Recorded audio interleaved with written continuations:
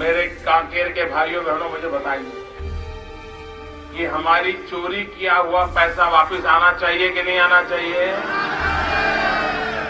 ये काला धन वापस आना चाहिए?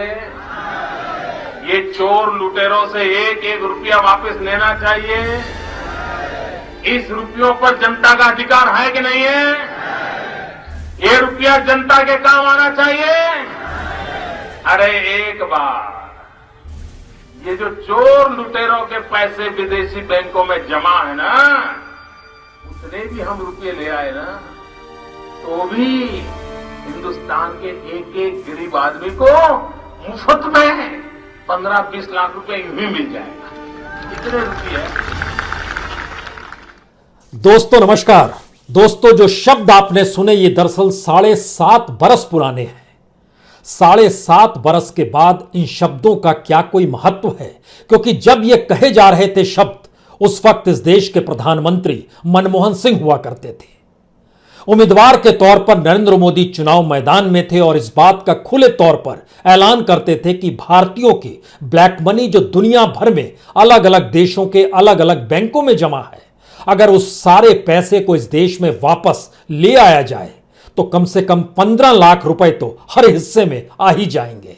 वक्त बीता, सत्ता बदल गई, मनमोहन सिंह हट गए और जो शख्स 15 लाख देने का जिक्र कर रहा था वो शख्स इस देश का प्रधानमंत्री बन गया।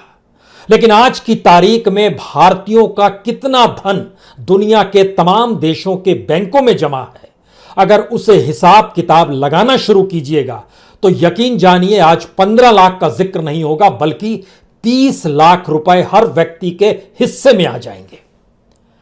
परिस्थितियां कैसे बदलती हैं और काला धन कैसे सिस्टम का हिस्सा बन जाता है, इसी दौर में इस देश ने क्या कुछ देख लिया। स्विस बैंक में उस वक्त, यानी जिस वक्त ब्लैक मनी का जिक्र था, 2011, 12, 13, 14,000 करोड़ रुपए भारतीयों के वहां पर जमा थे। सुप्रीम कोर्ट को इसकी जानकारी स्विस बैंक के जरिए मिली थी। लेकिन आज की तारीख में जब स्विस बैंक जानकारी देता है कि अब यहां पर तो 20,000 करोड़ रुपया भारतीयों का जमा है, उस 20,000 करोड़ में भी अलग अलग तरीके के अकाउंट है, जिसमें कस्टमर्स के डिपॉजिट जो है वो 4,000 करोड़ रुपया है। जो दूसरे बैंक से ट्रांसफर किया गया है स्विस बैंक में, वह सिर्फ 2020 का हम जिक्र कर रहे हैं, 3,100 करोड़ रुपया शिफ्ट किया गया है। जो बॉन्ड और सिक्योरिटीज होती है वो तकरीबन 13,500 करोड़ की है और तकरीबन जो ट्रस्ट के जरिए जो अलग अलग तरीके से पैसा गया वो लगभग 16.5 करोड़ है। यानी आज की तारीख में स्विस बैंक में भारतीयों का पैसा 20,700 करोड़ रुपए है। 2012 में यह 14,000 करोड़ था। स्विस बैंक में भी अब अमाउंट बढ़ चला है। हालांकि भारत सरकार इस पे बहुत साफ तौर पर कहती है कि अब तो हम तमाम समझौते दुनिया के देशों से कर चुके हैं और कोई टैक्स छुपा नहीं सकता है। लेकिन इस दौर में क्या आपने किसी भी एक व्यक्ति का नाम सुना जिस व्यक्ति पर यह आरोप लगा हो कि उसने टैक्स की चोरी की और दुनिया के दूसरे देशों में उसकी बैंक अकाउंट में पैसा जमा है और भारत सरकार उस पैसे को लेकर आ गई और यहां पर उसने इस देश के जो राष्ट्रीय खजाना है उसमें उस पैसे को जमा कर दिया? आपने सुना है क्या कुछ? दरअसल इस 7.5 साल के सफर में कैसे पूरा सिस्टम इस देश का ब्लैक मनी को देखने के नजरिए के साथ बदल गया। इस देश के भीतर में ब्लैक मनी की रकम जो कल तक कितनी भी होती थी, आज उससे कई गुना ज्यादा रेंगती है, लेकिन कोई ध्यान नहीं देता है। इस दौर में इनकम टैक्स डिपार्टमेंट और सीबीडीटी जो छापे मारते रहे बरस दर बरस, उन्होंने बड़ी तादाद में पैसे जब्त किए। इससे भी इनकार नहीं है, पहले भी होते थे, अब भी है, लेकिन अब बड़ी तादाद में पैसे जब्त किए जा रहे हैं। लेकिन क्या आपने सुना कि किसी को इस रूप में सजा भी हुई? क्या आपने सुना वाकई किसी की संपत्ति इस रूप में जब्त भी हुई? क्या आपने सुना वाकई दुनिया भर से, चाहे वो जर्मनी हो, चाहे वो स्विट्जरलैंड हो, चाहे वो पनामा पेपर्स हो, चाहे वो विकीलीक्स हो, आपने कहीं से सुना कि किसी नाम का जिक्र आपके सामने आया कि ब्लैक मनी इसने इस रूप में दुनिया के दूसरे देशों में जमा की थी और भारत सरकार ने उसके बाद कार्रवाई की और उस पूरे पैसे को लेकर आ गई? दुनिया के बाजार में भारतीयों की जमा रकम अलग अलग बैंकों को अगर जोड़ना शुरू कर दीजिएगा तो 2012 में जिसका जिक्र उस वक्त के सीबीआई डायरेक्टर एपी सिंह कर गए थे कि तकरीबन $500 बिलियन जमा है, आज की तारीख में वह तकरीबन दुगना हो चला है। इतनी बड़ी तादाद में दुनिया भर के बैंकों में भारतीयों का पैसा जमा है। क्या भारत सरकार यह कह सकती है कि हमने जो भी अलग अलग देशों के साथ समझौते किए उसमें हर कोई टैक्स चुका रहा है, टैक्स का पैसा देकर वो पैसा ले गया है? अगर वो लेकर गया और इतनी बड़ी तादाद में पैसा जमा है तो फिर भारत के भीतर की इकोनॉमी ऐसी डगमग नहीं होनी चाहिए जो फिलहाल डगमग नजर आती है। तो हमें लगता है कि आज चंद पन्नों को खोलने की जरूरत है। इतने दिन के बाद जब ब्लैक मनी का जिक्र होगा तो भारतीयों के जो खाते हैं वो ना सिर्फ स्विस बैंक में, जिन्होंने जानकारी दी कि दरअसल पिछले साल तक तो सिर्फ 6,625 करोड़ था, इस बार बढ़कर ये 20,700 करोड़ हो गया है। और ऐसी स्थिति 2012 के बाद पहली बार आई है। अब आप सोचिए, दोबारा हम आपको 2012 मिलेगा और स्विस बैंक इसका जिक्र कर रहा है। दुनिया के अलग अलग देशों में वेस्ट इंडीज आता है, फ्रांस आता है, हांगकांग आता है, जर्मनी आते हैं, सिंगापुर आता है, लग्जमबर्ग आता है, कैमन आइलैंड आता है, बहमास आता है। ये सारे ऐसे 8-9 देश हैं जहां पर मैक्सिमम भारतीयों का पैसा अलग अलग तरीके से जमा है। अब इसका अगला सवाल है कि 2012 में जो सवाल उठाए जा रहे थे, आज के दौर में वो सारे सवाल क्या खत्म हो गए, छोटे पड़ गए? क्योंकि जो फेडरल टैक्स एडमिनिस्ट्रेशन है स्विट्जरलैंड गवर्नमेंट की, जो उसके साथ स्विस बैंक भी जुड़ा हुआ है, उसने बहुत साफ तौर पर कहा कि दूसरे बैंकों से जो पैसा ट्रांसफर हुआ है वो सिर्फ 3,100 करोड़ का हुआ है, लेकिन जो बॉन्ड और सिक्योरिटीज है वो 13,500 करोड़ है। 13,500 करोड़ सिर्फ एक साल के भीतर ट्रांसफर की गई रकम की जानकारी वो दे रहे हैं, जिसके बारे में अनडिस्क्लोज सोर्सेज और इनको नोटिस दिए जाते हैं कि हमें जानकारी दीजिए कि भारत सरकार के साथ हमने समझौता किया हुआ है और जानकारी तो देनी होगी। तो आपके दिमाग में तुरंत एक सवाल आएगा, क्या वाकई स्विस बैंक ने कोई जानकारी दी है इससे पहले? इस बरस तो नहीं, यानी 2020 तो नहीं, 2019 में जानकारी दी थी। कैसी जानकारी दी थी यह भी जानिए। भारत सरकार की तरफ से ब्लैक मनी को लेकर जो चिंता 2014 में जब प्राइम मिनिस्टर मोदी बने तो उन्होंने कहा कि पहली कैबिनेट बैठक में ही एसआईटी बना दी गई थी सुप्रीम कोर्ट की निगरानी में ब्लैक मनी को लेकर। यह अलग मसला है कि उसके बाद दुनिया के तमाम बैंक, चाहे वो एचएसबीसी बैंक हो, चाहे लिंस्टाइन्स बैंक हो, तमाम बैंकों की तरफ से नामों का जिक्र होते, लेकिन आज तक कोई नाम इस देश के भीतर में निकल कर नहीं आया। और पनामा पेपर्स के जरिए भी जो 500 भारतीयों के नाम आए थे उस पर भी क्या कार्रवाई आई, सिवाय नोटिस दिया गया, और वह भी शब्द आखिरी बार अरुण जेटली साहब जब फाइनेंस मिनिस्टर हुआ करते थे, अब तो वो हम लोग के बीच नहीं है, लेकिन उन्होंने आखिरी बार पार्लियामेंट में कहा था हमने सभी को नोटिस भेजा है। क्या कार्रवाई हुई, कैसे कार्रवाई हुई, ब्लैक मनी क्यों बढ़ती जा रही है दुनिया भर के? लेकिन स्विस बैंक ने जिन नामों का जिक्र किया उसमें सिर्फ 2 ही नाम ऐसे थे जो एक लिहाज से आप कह सकते हैं पूरे लिखे हुए नाम थे। उसके अलावे जिन नामों का जिक्र था उसमें सिर्फ इनिशियल्स थे। हमें लगता है कि ये जो नाम 15 दिए गए थे उन नामों को आपका जानना चाहिए। उसमें सबकी डेट ऑफ बर्थ है, जैसे कृष्ण भगवान रामचंद्र, ये नाम है, मई 1949 का इनका जन्म है। कल्पेश हर्षद किनारीवाला 1972 के सितंबर का इनका जन्म है। इसके अलावे जो नाम दिए गए थे उसमें लिखा हुआ था Mrs ASBK, date of birth 24 November 1944। Mr ABKI 9 July 1944, date of birth. Mrs PAS 2 November 1983 इनका जन्म। मिसेस RAS 22 नवंबर 1973 इनका जन्म। मिस्टर APS 27 नवंबर 1944। मिसेस ADS 14 अगस्त 1949। मिस्टर MLA 20 मई 1935। मिस्टर NMA 21 फरवरी 1968। मिस्टर MMA 27 जून 1973। कोई नाम आप समझ पाए कि इन नामों के जरिए जनता क्या जान पाएगी, ब्लैक मनी इनकी कितनी है, रकम कितनी है? लेकिन स्विस बैंक ने सिर्फ यही लिस्ट दी थी। और इसके अलावे जो 2 जानकारियां और निकल कर आई 2019 में, उसमें मार्च के महीने में जानकारी निकल कर आई थी। एक जियोडेसिक लिमिटेड है, उसके जो 3 डायरेक्टर्स थे उसमें प्रशांत शरद मुलेकर थे, उसमें पंकज कुमार ओंकार श्रीवास्तव थे और किरण कुलकर्णी थे, 3 डायरेक्टर्स, इनके नाम। और इसके अलावे चेन्नई बेस्ड एक है आधी इंटरप्राइजेस प्राइवेट लिमिटेड, इनके नामों का जिक्र था। इसके अलावे मिस्टर JNU, एक मिस्टर ढींगरा, एक मिस्टर भारद्वाज अप्रैल 19 में, यही नाम आ पाए जो इनिशियल और इसके साथ नाम आए। इसके अलावे जो जर्मनी सरकार के द्वारा दिए गए 500 नाम थे, उन नामों में से आप आज भी एक भी नाम नहीं जानते होंगे। क्या वाकई कोई नाम था?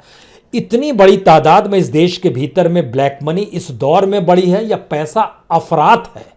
हम इन बात का जिक्र आपसे इसलिए करना चाहते हैं क्योंकि आपके जहन में तुरंत आएगा ब्लैक मनी का उपयोग दो ही जगह होता है, एक बिजनेस मॉडल में और एक इलेक्शन मॉडल में। इलेक्शन मॉडल ने तमाम रिकॉर्ड तोड़ दिए क्योंकि उनके बारे में जब हमने जानकारी जमा करनी शुरू की तो आपको जानकर यह भी हैरत होगा कि पहली बार इस देश के भीतर में जितनी रकम खास तौर से 2017 गुजरात के इलेक्शन से जब्त की जानी शुरू की है। एक इलेक्शन कमीशन का डाटा है, एक प्राइवेट एसोसिएशंस जो होते हैं जिसमें मान लीजिए एसोसिएशन फॉर डेमोक्रेटिक रिफॉर्म है, इलेक्शन वॉच है, या फिर इंटरनेशनल जो वॉच करते हैं अपने तौर पर ब्लैक मनी को लेकर, उनकी जो रिपोर्ट्स है, ये दो अलग अलग रिपोर्ट्स है जो बतलाती है कि इस दौर में भारत के तमाम इलेक्शंस में जितनी ब्लैक मनी और अनडिस्क्लोज्ड या कहें कि अनअकाउंटेड मनी जब्त की गई, खर्च हुई एक अलग मसला है, जब्त की गई वह भी अपने आप में रिकॉर्ड है। 2017 के गुजरात इलेक्शन के वक्त में जो कैश, जो गोल्ड, वह भी था, कैश की जानकारी इलेक्शन कमीशन की तरफ से आई लगभग 1,40,00,000। लगभग गोल्ड की जानकारी आई 27 केजी गोल्ड, यह भी जब्त किया गया। और यह भी जानकारी उसके पैरेलल में आई कि जो ड्रग्स, लीकर और गोल्ड होता है और सिल्वर होता है, इसके जरिए वह उस इलाके के लोगों को रोजगार दे देते हैं कि आप इन्हें बाद में बेचिए और इसके जरिए कमाई कर लीजिए, कैश हम इतना ही दे सकते हैं। तो कैश की स्थिति और इन सारी चीजों को जब आप कन्वर्ट कीजिएगा कैश में, तो रिकॉर्ड टूटा 2019 के लोकसभा चुनाव में 3,456 करोड़। जी, ये है अनअकाउंटेड मनी जो जब्त की गई। हालांकि इलेक्शन कमीशन ने कहा 2,410 करोड़। अब आप सोचिए 2,410 करोड़ भी अगर आप ले लीजिए इलेक्शन कमीशन के हिसाब से, इतना पैसा ब्लैक मनी का इलेक्शन में रेंग रहा था जो जब्त किया गया। कितना बांटा गया वो अलग का किस्सा है। और अगर राज्यवार आप आना शुरू होइएगा तो तमिलनाडु नंबर 1 पर 951 करोड़, गुजरात नंबर 2 552 करोड़, दिल्ली नंबर 3 पर 426 करोड़, पंजाब नंबर 4 पर 285 करोड़, आंध्र प्रदेश नंबर 5 पर 228 करोड़, उत्तर प्रदेश नंबर 6 पर 193 करोड़, महाराष्ट्र 7वें नंबर पर 167 करोड़, पश्चिम बंगाल 8वें नंबर पर 115 करोड़, मध्य प्रदेश 97 करोड़। इसके बाद कम होते चला जाता है। इतना पैसा, इतना अनअकाउंटेड मनी जो जब्त की जा रही थी, ये पैसा कहां से आ रहा है? ये इलेक्शन के समय दुनिया के बैंकों से जो पैसा निकाला जाता है उसकी जानकारी एक आई कि दुनिया के तमाम बैंकों ने कहा कि भारत के लोकसभा इलेक्शन और विधानसभा चुनाव के मद्देनजर जब जब महत्वपूर्ण होता है तब वहां से मैक्सिमम डेबिट होता है, पैसा बैंकों से निकलना शुरू होता है और फिर उसके बाद जमा होना शुरू होता है। ये गजब की, यानी इस देश के भीतर में इलेक्शन लड़ना, जीतना और ये पूरा प्रोसेस ही उस ब्लैक मनी का हिस्सा हो गया, जिस ब्लैक मनी को लाने का जिक्र 2013 में 7.5 साल पहले ये कहकर किया गया था कि इतना मजदूर गरीब का पैसा इस देश से बाहर चला गया है, हम वापस ले आएंगे और हर किसी के हिस्से में 15 लाख। आज तो इसकी रकम हुजूर बढ़ती चली जा रही है, क्योंकि इन सब के बीच में जब हम ये जानकारी आपको देते हैं 2014 से दुगना इलेक्शन कमीशन कहता है खुद। 2014 में 1200 करोड़ हमने अनअकाउंटेड, अनडिस्क्लोज मनी जब्त की थी और 2019 में 2,410 किया। जो दूसरी प्राइवेट इंस्टीट्यूशन है वो जानकारी देते हैं 2014 में तकरीबन 2,000 करोड़ था, जो 2019 में बढ़कर 3,500 करोड़ हो गया। इसमें कैश हमेशा बहुत ज्यादा रहा है और ये सारी परिस्थितियों के भीतर हमको लगता है एक बार फिर आप ये समझने की कोशिश कीजिए कि इस देश के भीतर में कितना पैसा है। क्योंकि इनकम टैक्स और सीबीडीटी ने इस दौर में जब पकड़ना शुरू किया कि कितने लोगों के यहाँ छापे मार रहे थे और पकड़ रहे थे, आपको जानकर हैरत होगी कि 2021 में यानी इस साल में ही लगभग 2,000 करोड़ से ज्यादा अनडिस्क्लोज्ड मनी इस दौर में इनकम टैक्स डिपार्टमेंट ने पकड़ा है। उसमें जनवरी के महीने में ही दिल्ली और एनसीआर के इलाके में एक बड़ा प्रोमिनेंट ब्रांड है जो इनके लग्जरी होटल्स हैं, उन पे लगभग 1,000 करोड़ रुपया अनडिस्क्लोज्ड फॉरेन अकाउंट्स जो थे वो जब्त किए गए। यानी जानकारी निकल कर आई, पैसा निकल कर नहीं आया। हर महीने दर महीने की परिस्थिति देखिएगा और 2014 से पहले की स्थिति देखिएगा, तब और अब की स्थिति में आप भयावह अंतर देखिएगा। क्योंकि अगर आप देखिए 15 दिसंबर 2020 लगभग 23 करोड़ रुपए अनअकाउंटेड कैश जो था उसको जब्त किया गया तमिलनाडु के भीतर में। और जब पूरे राज्य में अलग अलग जगहों पर जो सीमेंट मैन्युफैक्चरिंग, लॉजिस्टिक और बाकी जो काम कर रहे थे उनसे 700 करोड़ रुपए आ गए, जानकारी मिल गई मतलब। और नवंबर, एक महीने पहले ही लगभग 500 करोड़ की ब्लैक मनी की जानकारी फिर मिल गई अक्टूबर के महीने में। ये सारी परिस्थितियां बतलाती है कि क्या वाकई ब्लैक मनी बढ़ती चली जा रही है। 26 नाम अपने बैंक अकाउंट के लिंचस्टाइन बैंक ने दिए थे, जर्मन अधिकारियों ने सौंपे थे, लेकिन आज तक एक नाम आपके जहन में सामने नहीं आया होगा। जो पनामा पेपर्स था उसमें 500 नामों का जिक्र था, वह नाम नहीं आ पाया। HSBC ने 782 नाम दिए थे मनमोहन सिंह सरकार को। ये 782 नाम जब नहीं बताए जा रहे थे तो बीजेपी ने देश भर में हंगामा खड़ा कर दिया और कहा कि ये नाम छुपा रहे हैं। उन्होंने कहा हमने सुप्रीम कोर्ट को दे दिया और जानकारी आई कि अप्रैल 2014 में जब मनमोहन सिंह सरकार जा रही थी तो उन्हें बंद लिफाफे में इन नामों को सुप्रीम कोर्ट को सौंप दिया। अब नई सरकार आई तो उसका काम था 2014 से। सवाल SIT बनाने का नहीं था, वह भी सुप्रीम कोर्ट की निगरानी में। सवाल तो यह था कि जो ब्लैक मनी दुनिया के अलग अलग बैंकों में जमा कर रहे हैं उस पैसे को लाना है, इस देश के विकास में लगाना है। लेकिन वो पैसा इस देश में पॉलिटिकल विकास में लगते चला गया। नाम कभी किसी का सामने आ नहीं पाया। उन 782 लोगों का नाम भी सामने नहीं आया। उसके बाद एक व्हाइट पेपर आया, ब्लैक मनी इन इंडिया। उसमें इस बात की जानकारी दी गई तकरीबन 15,522 करोड़ रुपए स्विस बैंक में है। अब सोचिए, ब्लैक मनी इन इंडिया के नाम का पेपर 15,522 करोड़ बताता है और आज की तारीख में स्विस बैंक कहता है कि 20,700 करोड़ रुपया इंडियंस का उनके यहां पर है, जो अलग अलग अकाउंट्स की जानकारी है। पनामा पेपर लीक में 500 का नाम, कहीं कोई जिक्र नहीं। इस सारी प्रक्रिया के भीतर का सबसे बड़ा सवाल यही है, क्या वाकई एक ऐसी स्थिति है जिसमें ब्लैक मनी मैटर नहीं करता है 7.5 साल के बाद, या ब्लैक मनी उस सिस्टम का हिस्सा हो गया जिस सिस्टम में नारे लगे कि ना खाऊंगा ना खाने दूंगा, लेकिन एक पूरी प्रक्रिया के दौरान एक ऐसी स्थिति इस देश के भीतर में बनती चली गई जहां पर अकाउंटेड मनी या अनअकाउंटेड मनी, क्योंकि जो पॉलिटिकल फंडिंग है उसने भी अनअकाउंटेड मनी के तमाम रिकॉर्ड ध्वस्त कर दिए। एसोसिएशन फॉर डेमोक्रेटिक रिफॉर्म की जानकारी को अगर समझें और इस देश के भीतर में जो पार्लियामेंट से बॉन्ड्स को लेकर पास कराया गया, इससे पहले होता था कि सिर्फ 20,000 रुपए से कम जो डोनेशन दे रहा है वो अपनी जानकारी छुपा सकता है। लेकिन जो बॉन्ड्स के नियम कायदे सरकार ने बना दिए उसके जरिए यह मामला निकला कि बॉन्ड अगर कोई 1 करोड़ का भी ले ले, किसी पॉलिटिकल पार्टी को दे दे, 10 करोड़ का भी लेकर दे दे, और तो और 50 करोड़ का भी दे दे और 100 करोड़ का भी दे दे, तो भी उसके बारे में जानकारी आपको नहीं मिलेगी। यह जो पूरी प्रक्रिया है, इसके भीतर इंटरनेशनली जब आप देखना शुरू कीजिएगा, चाहे IMF है चाहे वर्ल्ड बैंक है, जिनका यह आर्गुमेंट है कि भारत की जो GDP है उसका लगभग 50%, IMF की रिपोर्ट कहती है 50% अगर ब्लैक मनी है, GDP का हिस्सा नहीं, उसके बराबर का ब्लैक मनी, यानी GDP अगर आप 2.5 ट्रिलियन लेते हैं तो इसका मतलब है लगभग 184 लाख करोड़, यानी 90 लाख करोड़। वो कहता रहा कि दुनिया के दूसरे देशों में भारत की ब्लैक मनी मौजूद है।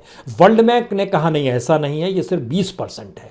CBI आखिरी वक्त तक करती रही कि सिर्फ 25 लाख करोड़ है। लेकिन इस 25 लाख करोड़ से 90 लाख करोड़ के बीच में जो रकम रेंग रही है दुनिया के अलग अलग बैंकों में, दुनिया के अलग अलग देशों के हिस्से में जो भारत की ब्लैक मनी रेंग रही है, क्या उसको वापस लाने की प्रक्रिया की शुरुआत हुई? पहला सवाल। दूसरा, जब आपने डबल टैक्सेशन और दुनिया के साथ ऐसी व्यवस्था की है, जो आप कहते हैं कि हमने 75 देशों के साथ व्यवस्था की है कि कोई ब्लैक मनी रख नहीं सकता है, हमें तुरंत जानकारी आ जाएगी, तो क्या वो जानकारी जब आती है तो वो पैसा क्यों नहीं आता है? और क्या उसके जरिए सबको एक सेफ पैसेज दिया जाता है कि आप इतनी सुविधा उठा लीजिए या इतना रास्ता आपके लिए क्लियर है, इतना टैक्स दे दीजिए और फिर हम आपको छोड़ देंगे? अगर ये स्थिति है तो अगर 2018 में ऑफिशियली माना जाता है कि भारत दुनिया के तमाम देशों के साथ समझौता कर चुका था, जिसमें स्विस बैंक भी आता है, अगर ये सारे समझौते के मातहत अगर 30% टैक्स लिया जाए और उस 30% टैक्स को अगर भारतीय खजाने में डाल दिया जाए, इतना रेवेन्यू का लाभ मिल जाए, तो फिर यकीन जानिए कि भारत जो लगातार टैक्स पेयर के पैसे पर जी रहा है, और पहली बार जीएसटी कम हो गई, डायरेक्ट टैक्स देना कम हो गया, इनसे सरकार की इकोनॉमी डगमग हो गई, डिसइन्वेस्टमेंट सरकार को करना पड़ रहा है, इन सारी चीज़ों की तत्काल में कोई ज़रूरत नहीं पड़ेगी और भारत की डामाडोल इकोनॉमी को बिना नोट छापे पटरी पर लाने में सरकार को कोई असुविधा नहीं होगी। यहीं से आखिरी सवाल, क्या वाकई 7.5 साल पहले ब्लैक मनी का जिक्र इसलिए किया गया था कि दुनिया में तमाम देशों में जिनके ब्लैक मनी है, जिन भारतीयों को, उनको ये मैसेज जाए कि हम आ रहे हैं और आने वाले वक्त में आपको हमारे अनुकूल हो जाना होगा, देश के नहीं हमारे अनुकूल हो जाना होगा, और इस देश की इकोनॉमी उस ब्लैक मनी के जरिए चलेगी पॉलिटिकल तौर पर, और राजनीतिक सत्ता जिसके पास रहेगी वही जब इकोनॉमिक एस्पेक्ट के नॉर्म्स को बनाना शुरू करेगा, तो फिर तो इस देश के भीतर में ब्लैक मनी उस सिस्टम का हिस्सा हो जाएगा जो सिस्टम किसी राजनीतिक सत्ता को सत्ता में लाने के पीछे जो ऑक्सीजन और ऑयल सप्लाई करता है, वह तो वही ब्लैक मनी होगी। यह है पूरा का पूरा एक ऐसी साइकिल जिस साइकिल के भीतर में क्या वाकई ये सारी चीज़ें चल रही है, क्योंकि पैसा 2014 के बाद से 2021 तक ना सुप्रीम कोर्ट के जरिए जानकारी आई, ना पार्लियामेंट के भीतर किसी बहस में जानकारी आई कि नोटिस से आगे ब्लैक मनी को वापस लाने की कौन सी स्थितियां लाई गई, और इस देश ने कभी कोई नाम जाना ही नहीं कि दरअसल आखिर ब्लैक मनी रखे हुए वो कौन से लोग हैं, क्योंकि जिक्र बहुत साफ तरफ होता है politicians, Bollywood, mafia, corporate, industrialist, और ये पूरा नेक्सस एक लिहाज से इस देश को चलाता है। लेकिन मौजूदा वक्त में जब सिस्टम इन सारे नेक्सस का गठजोड़ बनाकर एक पॉलिटिकल सत्ता को पाने की जद्दोजहद करते हुए तमाम इकोनॉमी को अपनी अंगुलियों में दबा चुका है, तो फिर उसके बाद ये मान लीजिए यह सिस्टम है, और व्यवस्था जब काले धन को अपने भीतर समेट ले, तो फिर आप किसी देश की इकोनॉमी किसी मुनाफे या उस देश की जीडीपी के आश्रय मत देखिएगा। यह समझिएगा कि दुनिया के बाजार में भारत की ब्लैक मनी अगर बढ़ रही है, तो फिर यह चिंता का विषय नहीं, इस देश के सिस्टम के विस्तार का विषय है। बहुत बहुत शुक्रिया, बहुत बहुत शुक्रिया।